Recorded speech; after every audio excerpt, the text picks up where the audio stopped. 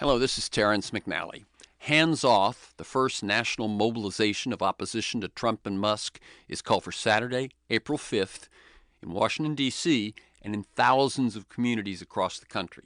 Ezra Levin of Indivisible says attending those smaller, more local events will have greater impact. It's sponsored by 40-plus organizations, including Indivisible, Move On, Third Act, and Our Revolution, and as I said, many more. Need some motivation? Here's my 2019 conversation with Erica Chenoweth, professor at Harvard's Kennedy School and author of Why Civil Resistance Works, the Strategic Logic of Nonviolent Conflict. She's done the research and run the numbers, and the data favors nonviolence in a big way. And when nonviolent mass protests involve 3.5% of the population, regimes nearly always are overthrown. Chenoweth says, could you imagine if 11.5 million people, now 12 million, that's about 3 times the size of the 2017 Women's March, were doing something like mass non-cooperation in a sustained way for 9 to 18 months? Things would be totally different in this country. And that lays out the promise and the challenge we face.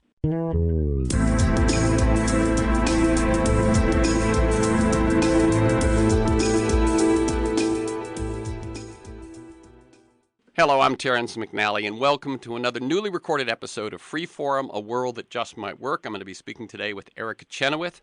She's co-host of the award-winning blog Political Violence at a Glance and co-author of Why Civil Resistance Works. And you can learn more at ericachenoweth.com.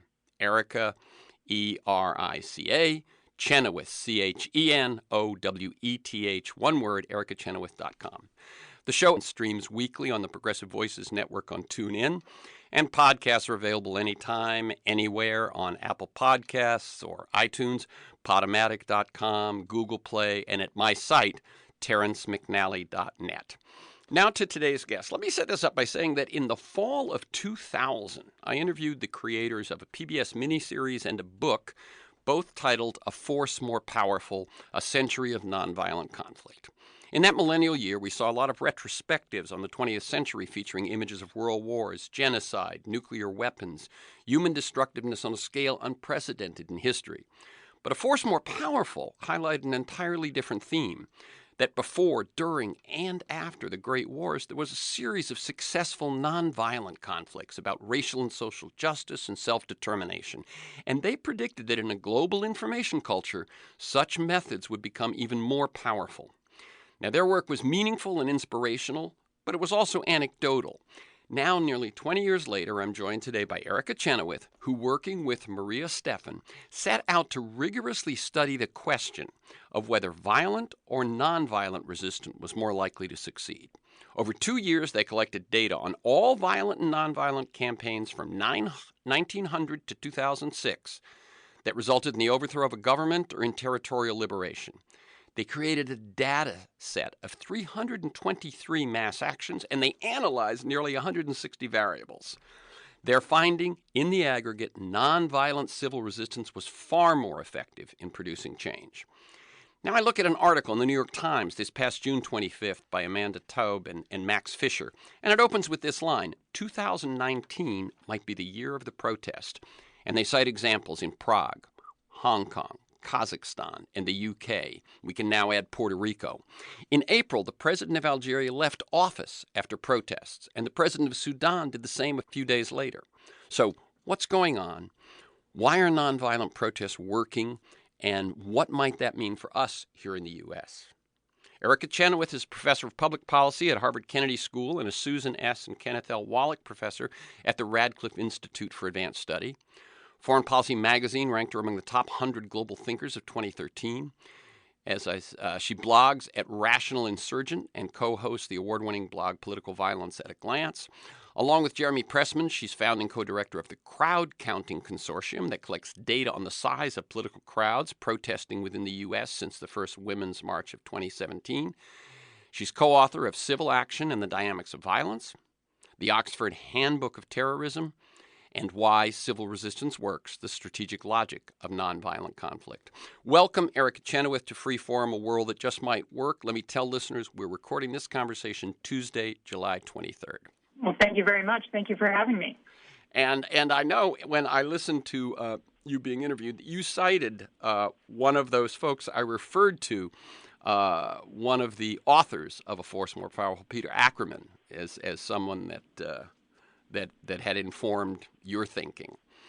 So that's nice that goes full circle. I like listeners to get a feel for the people behind the work and the ideas that we talk about on the show. So can you talk briefly about your path to the work that you find yourself doing today? And so that they get a sense for you, you feel free to go way back, mentors, turning points, moments of decision, that kind of thing. Sure. I think actually the fall of the Berlin Wall and the Eastern European revolutions in 1989 were probably some of the most formative events in my life, in my own political awakening and consciousness. I was a kid at the time. I was born in 1980, so I was just starting to watch the news and notice newspaper front pages and headlines and such. And then I can recall noticing that there were wars breaking out in southeastern Europe, the Balkans, and in many of the former Soviet republics. And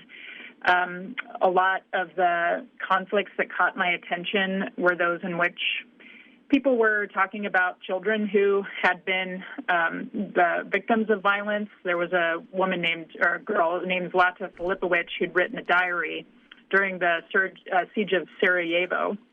And my mother had bought me the book at a bookstore, and I'd read it, and Zlata and I were exactly the same age. And so even as a kid growing up, I was really intrigued by and concerned by political violence and the ways that it affected people around the world, and so wanted to have some kind of career in which I could be involved with responses to violence. When I went to college, I figured the way that I could contribute was trying to potentially pursue a career in the military. And so I sort of tried out for Army ROTC. I took a couple of military science classes and went to some of the trainings and found that it wasn't for me, and that I actually took to more of the scientific side of things. But I was very interested in when and why political violence happens. And when I went to graduate school, I committed to studying terrorism, why terrorism happens in democratic countries so much, and I was really interested in trying to use statistical tools to explain and describe patterns of terrorism and its causes. And so by the time I was finishing my PhD, I was really fully entrenched in kind of security studies and the academic study of violence and how to contain it, prevent it, or reduce it. But it didn't really occur to me that that nonviolent action was a part of that story at all. The fields were very distinct from one another. Most people associated with nonviolence or nonviolent action were considered more normative theorists from how I could kind of access that information, and so it didn't really come through in the work that I was doing until I was kind of accidentally invited to a workshop that was put on by the International Center on Nonviolent Conflict, which Peter Ackerman and his family had financed. And there I met Peter and Jack Duvall and Maria Steffen, who was working there at the time. And, they were talking about nonviolent action, their book, A Force More Powerful, and other examples from around the world where ordinary people had used mass collective nonviolent action to achieve really radical transformations in their societies. And I found myself really curious but skeptical about a few key questions. The first was really whether there had actually been some kind of systematic comparison in the reasons why people use both nonviolent and violent resistance, and then whether they kind of occur in different types of countries or different types of regions of the world against different types of states. So, for example, one of my main reservations was that nonviolent resistance couldn't work if the opponent was very powerful, brutal, if they had closed off space for civil society, if they had, really sophisticated methods of repression that they were willing to use. I also didn't think that nonviolent resistance could achieve radical transformations. I thought it could only achieve incremental or reformist changes when it happened. And so these were some of the things that I kept kind of pondering and asking people about. And in the end of the workshop, Maria and I kind of sat down and came to some kind of a research design that would address all of my skepticism. So, basically, how would we design a study that addressed the key hypotheses I was sort of spelling out about the fact that nonviolent resistance might be less effective against authoritarians or for real radical goals. So that's really what motivated the research. And then in the end, as you mentioned, the research really supports people who are more guardedly optimistic about the promise of nonviolent action as a category or method of conflict. There are all kinds of different questions and caveats that come along with that, of course, but I was surprised by the results. And from there, Maria and I have both kind of dedicated much of our professional lives to continuing to study different aspects of nonviolent resistance, both occasionally together and in separate collaborations with others and solo projects too. So I think that that's, much of what I'm doing now is related to that initial kind of discovery that Maria and I came across in 2008, really, and then we wrote the book that came out in 2011.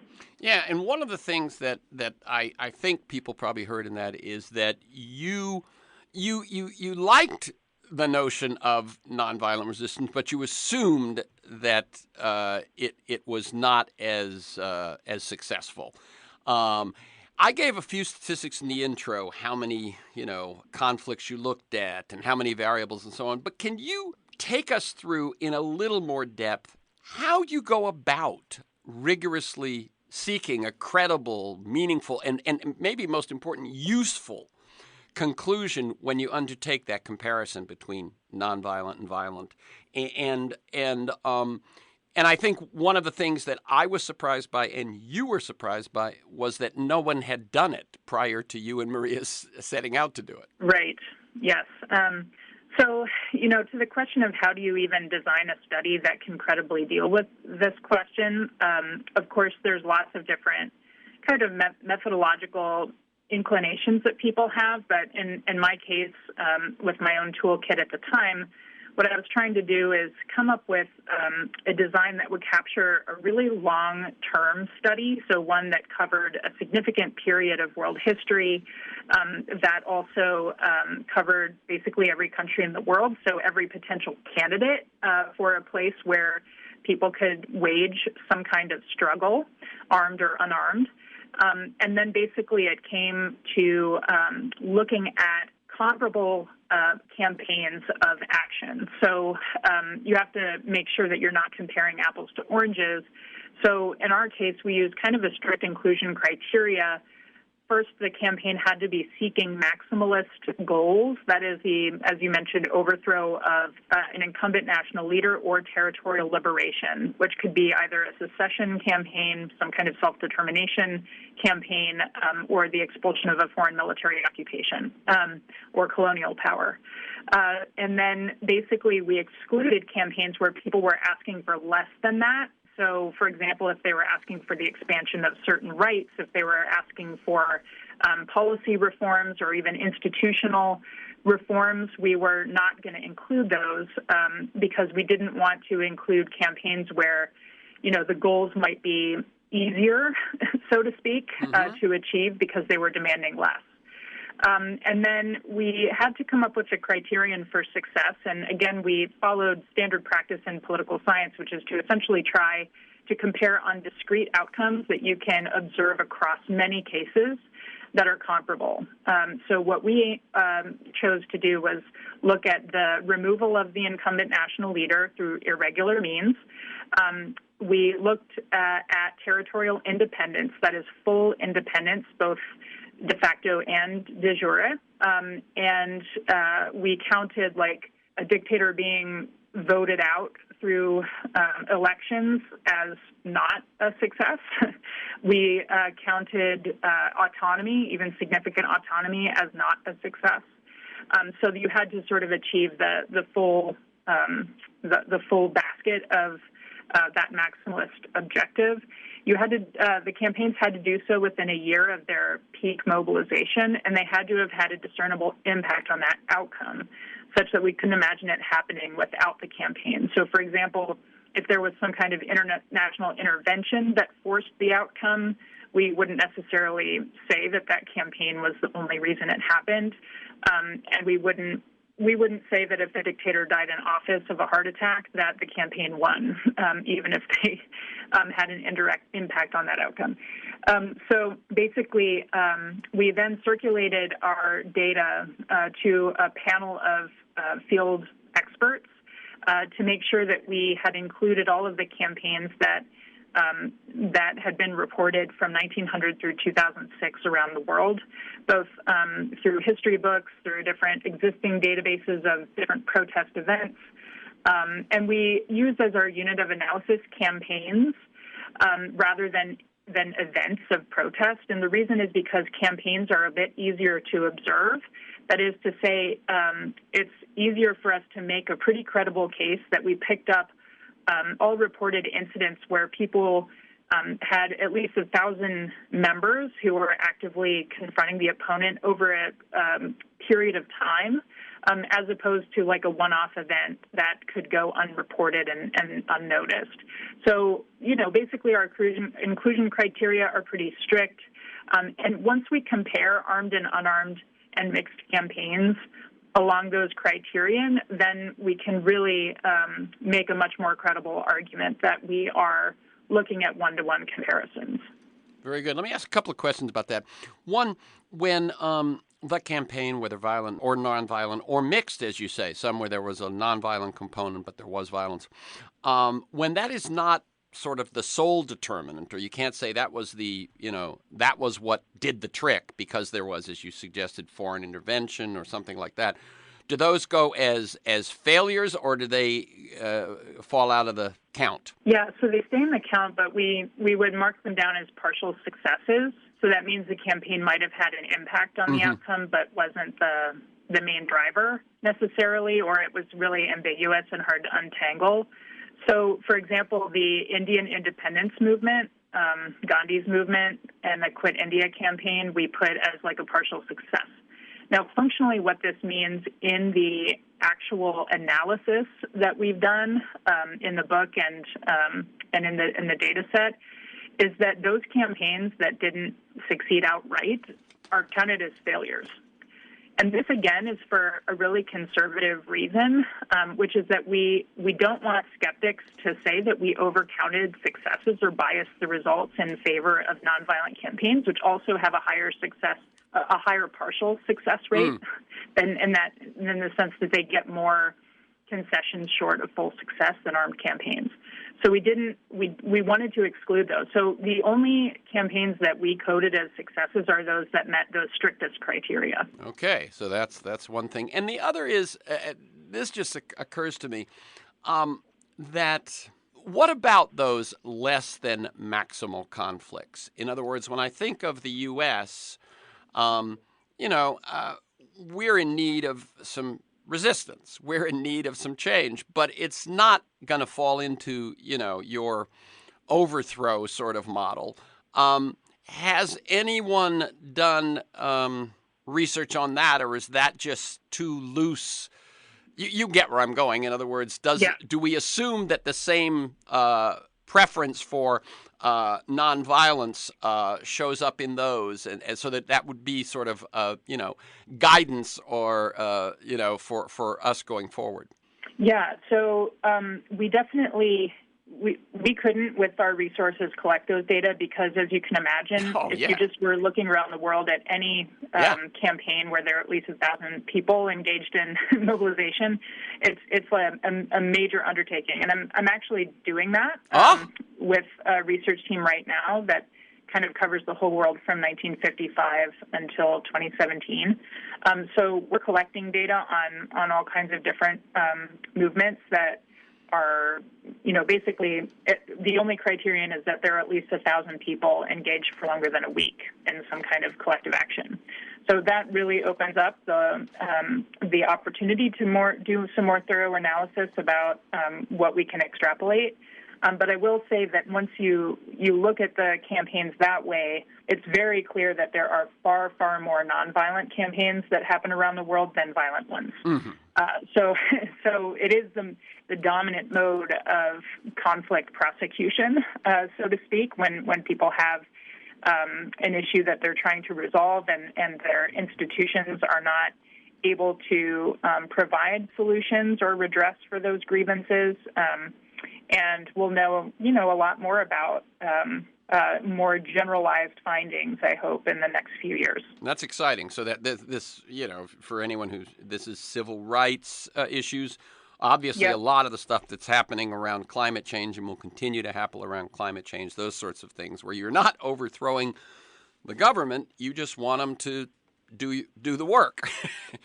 And Jeremy Pressman and I are collecting events data in the United States on a daily basis, and that's through our crowd counting consortium, mm-hmm. Where we look at every single political crowd that has assembled in the U.S.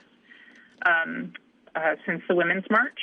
So we have pretty good data just about patterns of protests in the United States in the last couple of years. Okay. One thing I'd love you to do is cite some examples and just from your work and so on.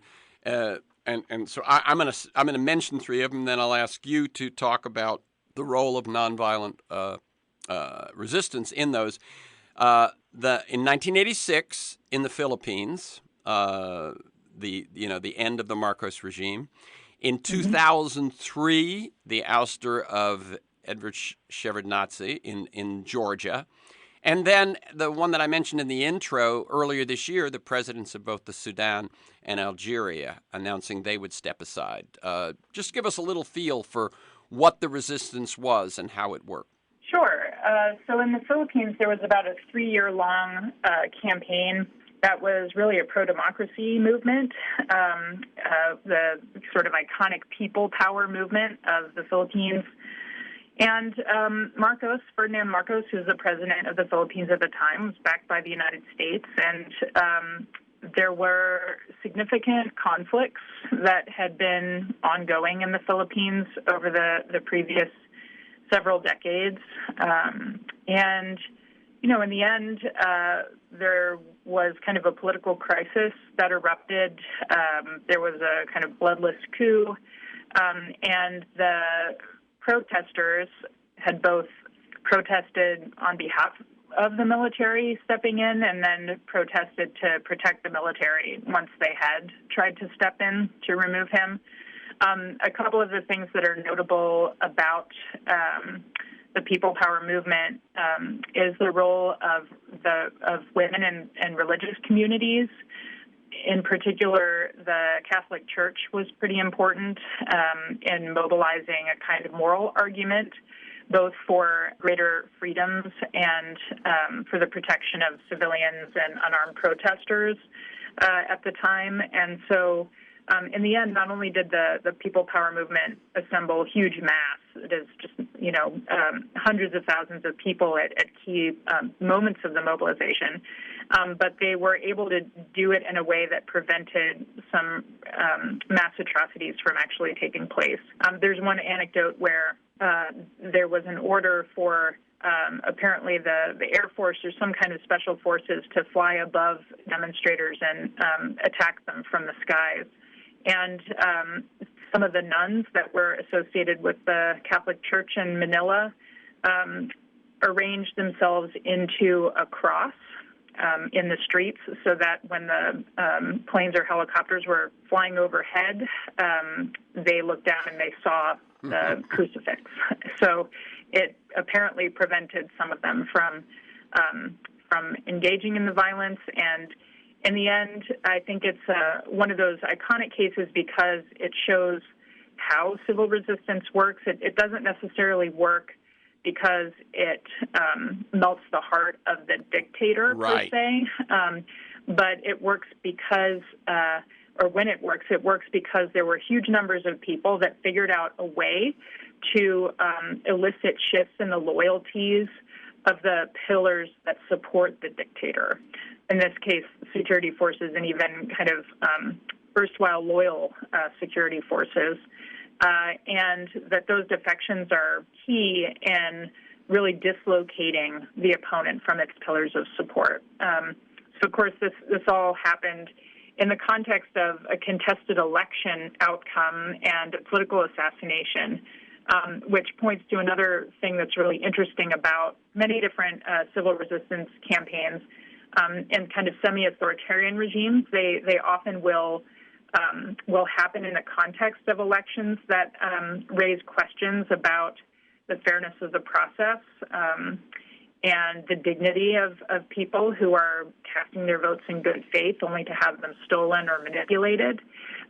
And so there's something about elections that seem to galvanize and catalyze movements, even in pretty repressive places, that makes those kind of key moments of collective action. So in the Georgian case, this was another case where there was really kind of a very large-scale uprising against Shevardnadze that was ultimately successful. Based on the cases you've studied, what are the key elements that are necessary for a successful nonviolent campaign? And my other question, as you begin to answer that, is the data study where you set, here's what defines an uprising, here's what defines success, and so on. It seems to me once you get into the explanations, you're not in quite as definite and clear a territory. How do you come up with those explanations, and then what are they? Yeah. So basically, I guess I can sort of summarize what I see as the four things that seem to be associated with successful nonviolent campaigns. And these are factors that we did collect and code for each of the different campaigns in the initial data set. So the first is the numbers.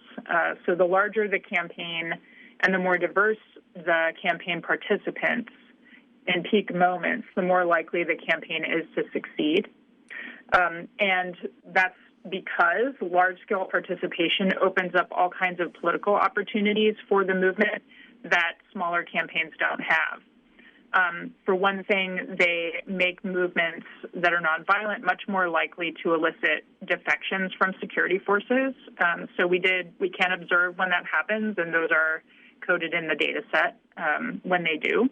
And it's definitely the case that when security forces in particular start to disobey the regime, it's much more likely that the campaigns succeed.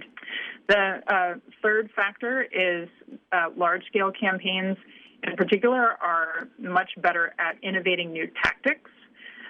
So they are much better, for example, at being able to shift to methods of dispersion, meaning like strikes and stay-at-home demonstrations that are actually very disruptive, as opposed to just engaging in protests and demonstrations. And then the fourth factor is that nonviolent campaigns that maintain discipline, that is, they kind of are able to stick to their plan and remain resilient to repression over time, are much more likely to succeed than campaigns that kind of fall into disarray as soon as repression escalates. So the way that we can sort of glean those factors is both, as I mentioned, in some of the descriptive data that we get from the large N study. But Maria had done her doctoral thesis on the topic of nonviolent resistance and had done some really thorough case studies that allowed us to pull out some of these other more qualitative factors. And then we also did some new research for our book that we wrote together that covers Burma, the Philippines, Iran, and the first Palestinian Intifada. And so we're able to compare basically successful and failed cases of nonviolent action and of violent action across those cases that helps us to pull out these key factors of success. Okay, so yeah, that's kind of a mixed methodology. But I can understand, as I said, it's not quite as black and white as does this qualify as as a conflict, and does it qualify as a success? This is a little more gray, but I get it. I'm just going to repeat them so people get it. Large, diverse, sustained participation. Number one, the more people that are involved and stay involved, and then the loyalty shifts. Key one is security forces, but it's also the rest of the elites that are supporting. And then, as you say, mere repetition of demonstrations, mass demonstrations, is not going to be as successful as when you begin to vary it with boycotts, stay-at-home, strikes, those sorts of things, and then to finally resist the temptation to respond in kind to violence and repression from the authorities. Let me just jump off from that last one and say you've actually studied what happens in these mixed situations when there is a block within the protest movement that says, we've got to fight back, we've got to meet them with violence, and so on, and I know that temptation has to exist, and we even see that in the U.S.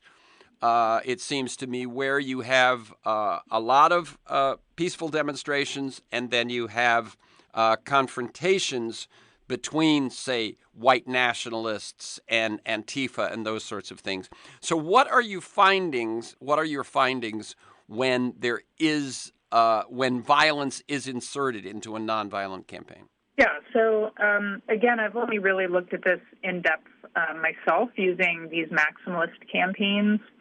And, what I've found with Kurt Schock in particular in a 2015 study is that nonviolent campaigns that embrace or adopt violent flanks are less likely to succeed than nonviolent campaigns that don't.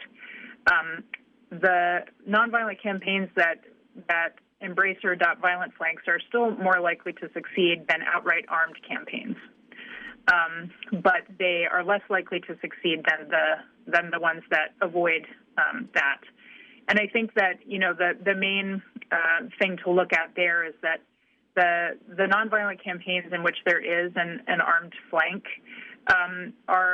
they tend to be smaller in size, and the size actually tends to people tend to stay away once a campaign starts to adopt arms or be associated with that, and the participants become more homogenous. So what that generally means is that there are fewer opportunities to create those different political leverage points that I mentioned in the prior discussion.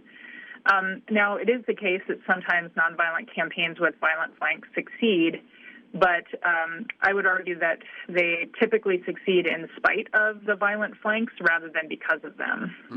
So this is true, for example, in the South Africa case, in the anti-apartheid movement, where there's a temptation to say, oh, there was an armed campaign and an unarmed campaign, and that made the unarmed campaign much more kind of desirable as a negotiating partner, and Mandela was helped by the fact that there was an armed flank waiting in the wings and engaging in kind of credible threats of escalating the conflict.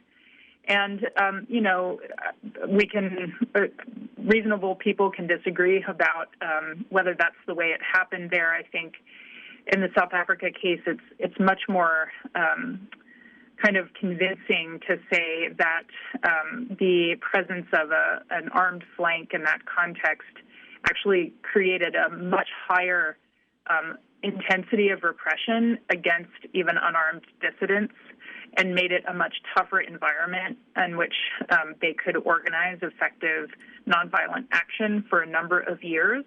But they nevertheless found a way to engage in mass non-cooperation economically, and that forced an economic crisis and galvanized the international community to isolate South Africa economically in a way that really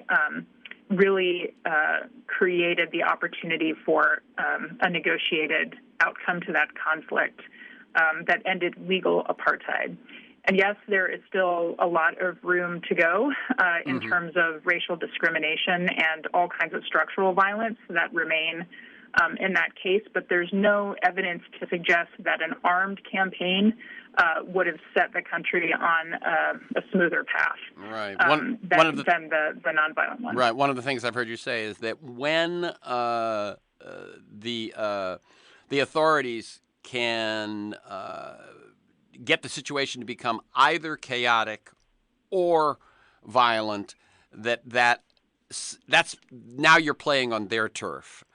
And exactly. and that works for them. One of the things that you've said, which I think people will understand, is that as soon as that begins to happen, then the accusation that the uprising is terrorist or communist or anarchist or whatever, that they are the enemies of the people and as well as the state, becomes a much easier case to make. And one thing you have researched, or someone has researched, but I read it in your notes, is that among Americans that have been polled, I believe that when there's violence involved, people have said, I'm much less likely to get involved. Yes, absolutely.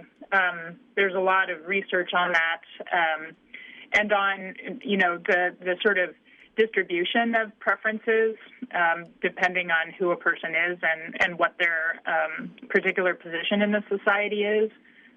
So it's definitely the case that people who already suffer from marginalization and structural violence are much more vulnerable to repression and continued oppression in these contexts. So, that it becomes much higher risk for there to be continued participation, which leads to this sort of homogenization of the participant base, right? So it's not kind of an accident that when we see different armed flanks emerging, that they tend to be young people of a particular socioeconomic or ethnic racial background, and who are like highly risk acceptant.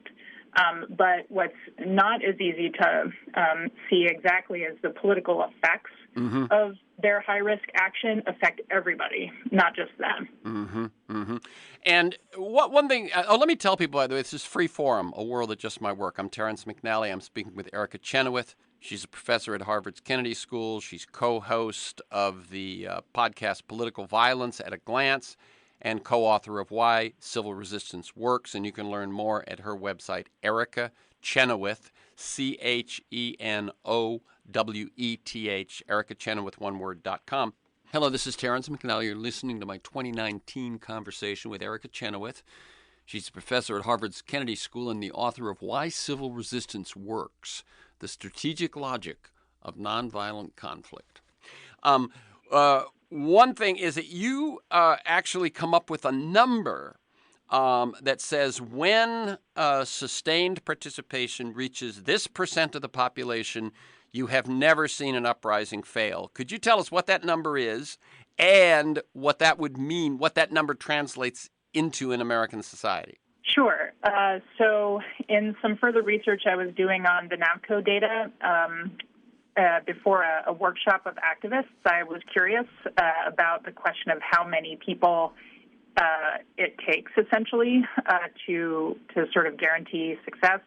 And in the original data set, it looks like 3.5% of the population is that kind of magic number or threshold above which no campaigns had failed to achieve their goals. In the United States, that's about probably 11.5 million people, we think, at this point. So it sounds like a small number, but it's actually a pretty significant absolute number of people who would participate. Okay. Let me shift, if I may, to some things that I've heard you talk about there was a particular talk that I listened to in preparation, in which you suggested that there were some trends that were moving in the wrong direction. And one of them was, you found that conflict in a society is likely when, and let me see if I'm saying this right, when inequality plus race plus demographic shifts can lead to conflict. You understand where I'm going there. Can you explain that? Because I think that is really fascinating in terms of both what it means elsewhere, but what it means in terms of what's going on right now in the U.S. Sure. And I should say, really quickly with regard to the 3.5% rule. Oh. I should say really quickly that that covers that data from 1900 to 2006 and those maximalist campaigns, but we don't actually know whether it applies outside that context or to non-maximalist campaigns. Right. Oh, and that question that I had asked you, what would that mean in the U.S.? And what that would mean is 11 or 11.5 million people would have to be involved, right? In a sustained way. And for context or comparison, that the largest, according to your research, the largest single demonstration in the U.S. was the original Women's March in 2017 that you counted at between 4 and 5.5 million. So if you look at 5.5, that top number, it would have to be twice that on a sustained basis to hit that 3.5%. Exactly. Yeah. So this trouble equation that I was mentioning, or this trouble brew that I was mentioning, that had been learned by some other folks, but I just found it so fascinating, this thing of inequality plus race plus demographic shifts. Yeah, so this is a finding from a few political scientists named Lars-Erik Sederman, Christian Gleditsch, and Harvard Bohoug. And they wrote an award-winning book in, I think, 2012, where what they found is that there's been a long-standing belief in social science that the main source of conflict in the world in terms of civil war is poverty, and that the key to lifting countries out of civil war is basically economic development. And this trio of scholars came through with this book and said, actually, we've completely missed a really important dynamic, which is that it isn't so much a poverty trap as it is a horizontal inequality trap. And by that, they mean economic inequalities, so a growing divide between the wealthiest and the poorest, combined with some kind of differentiation based on identity or ethnicity or race. So in other words, the people who are getting wealthy are of a certain race and the people who are poor are of a different race. They argue that in moments where economic inequality is increasing, but demographic distributions are shifting. In other words, there's going to be a shift in the majority versus the minority. That's when you're more likely to see the onset of armed conflict in a country. And so this is a really worrying trend because for those who have argued that poverty is the primary driver of civil war, they've basically excluded a huge set of countries from the worry zone, right? They've said, look, if you're above a certain threshold of economic development, you're safe.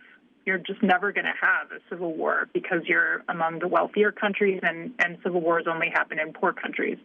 These scholars are saying that's completely wrong, that basically any country could be a candidate for this if they have the troubling interaction between economic inequality and racial or ethnic inequality, and then the sort of sudden demographic shift that's about to tip the balance in terms of who holds power. Mm-hmm.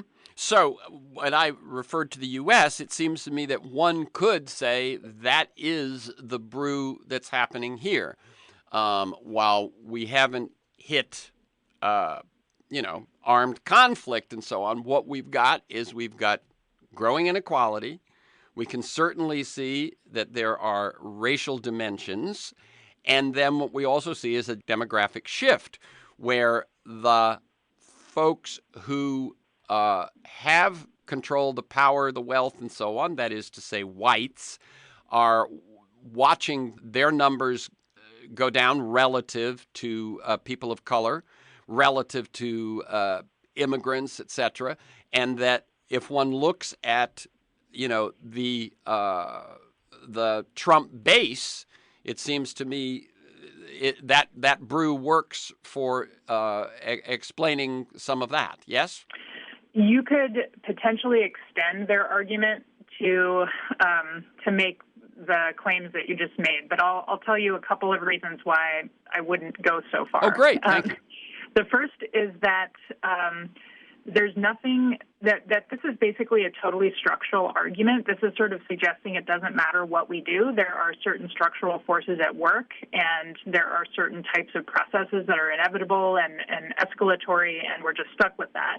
And I actually don't think that's true. I think that the decisions that people make and the actions they take and their behaviors vis-a-vis one another are much more important in determining whether a country actually devolves into large-scale civil conflict or not. And so that has to be part of the conversation, and there's much that we can do, both to build capacity for nonviolent conflict resolution and to resist different kind of escalatory dynamics that would take us down a different path. The second reason that I wouldn't go so far is because the United States it still has some functioning democratic institutions, and these are processes that require a literal total breakdown of those. And so this also suggests we have to continue to defend and, in fact, expand the functioning of our democratic institutions, and that those are options for us to continue to sort of stopgap whatever tendencies might arise to try to undermine them.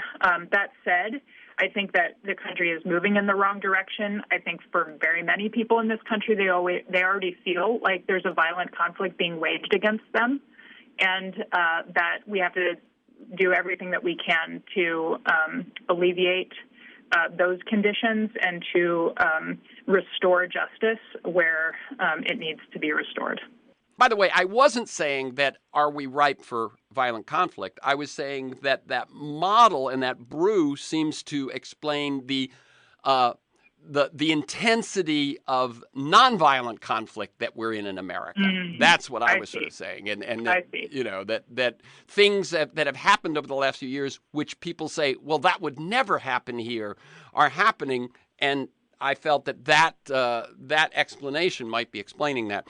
You finally say that you are optimistic. And so what I'm going to give you now is time in your last question to talk about your optimism. And I'd love you to mention Women's March, Extinction Rebellion, anything else that fits your model of why you're optimistic. Yeah, so here's why I'm optimistic. I think that from what I can see in the data, we do live in a very tumultuous time. We live in a time of great uncertainty. We don't know where the world is headed. But even with all that, people are turning to nonviolent action at a much higher rate than ever before in recorded human history. And so we have to appreciate the fact that more and more people view nonviolent action as the way to both pursue their demands and to resolve conflicts. So even though it can feel troubling and unsettling, I see it as a largely good thing that people's first impulse is not to actually try to wage armed struggle against their neighbors, and that instead we're in a time when there's been a great expansion and the understanding of how to harness people power for change. So I think that should be noticed and celebrated. Yeah, and I would say finally, the thing that I see as sort of out there in the future, and I know that 350 is planning, I believe, strikes in the fall to echoing what's happened in some other countries, is that I think the people who sort of will show up at a march now have to be willing to show up at a march and get arrested. and to show up at another march after they've been arrested, and that sort of thing that I think, the uncomfortable, that range between nonviolent, I'll show up at a demonstration, and violent, that I think there's going to have to be more of us in the middle. Right, exactly. So again, the book is Why Civil Resistance Works, The Strategic Logic of Nonviolent Conflict. The website is ericachenoweth.com. That's Erica, E-R-I-C-A, Chenoweth, CHENOWETH.com, ericachenoweth.com. For this conversation and many other interviews, articles, transcripts of interviews, and to join me in pursuit of a world that just might work, go to terencemcnally.net or aworldthatjustmightwork.com. They're the same website. So that's terencemcnally.net, TERRENCEMCNALLY, one word, or aworldthatjustmightwork.com. That's all one word, a world that just might work. And they're the same website. Now, if you want to receive my weekly email announcement of guests and issues, plus I usually put in 8 to 10 articles that flesh out the conversation we're having, plus some things that, a few things that I think are relevant, timely, and maybe even attention-getting in terms of what's wrong and solutions that are happening. You can sign up at my site, or you can email me at temcnally@mac.com, TEMCNALLY @mac.com. You can also subscribe and listen to the Freeform podcast at Apple Podcasts and many other podcast sites. Some of you may still look at Apple Podcasts as iTunes. That works as well. And you can find years of podcasts at my site. Listen anytime, anywhere. Archives include Michael Lewis, Jeremy Scahill, Naomi Klein, Robert Reich, Van Jones, Connie Rice, Greg Boyle. You can follow me on Twitter at McNally Terrence, McNally TERRENCE. Thanks to Mark Maxwell in production, George Vasilopoulos at Progressive Voices, and most of all you, my listeners. Please share this podcast widely. And finally, thank you, Erica Chenoweth. Keep up the good work. Thank you so much.